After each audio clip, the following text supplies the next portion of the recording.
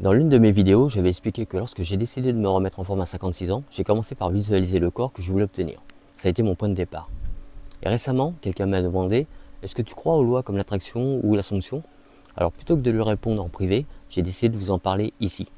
Mais bien sûr, c'est juste mon avis. Je serais curieux d'avoir le vôtre en commentaire. Pour être transparent, j'ai lu énormément de livres sur le sujet. Le Secret, les livres de Napoleon Hill, de Neville Goddard, ça m'a beaucoup intéressé. Mais regardons aussi ce que disent la psychologie et les neurosciences. Visualiser une action, ça active presque les mêmes zones du cerveau que lorsque tu la réalises vraiment. Les études ont montré que des sportifs ou des musiciens qui répètent mentalement un geste progressent réellement. Donc oui, l'imagerie mentale, c'est puissant. Là où ça dérape, c'est quand on croit que penser positif suffit. Penser à un marathon ne t'amène pas à la ligne d'arrivée si tu ne cours jamais.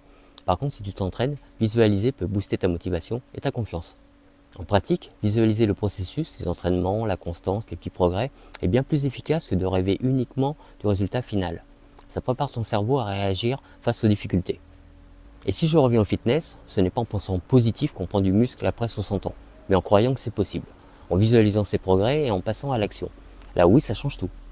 Alors, est-ce que je crois à ces lois? Je dirais oui, mais pas parce qu'elles changent l'univers.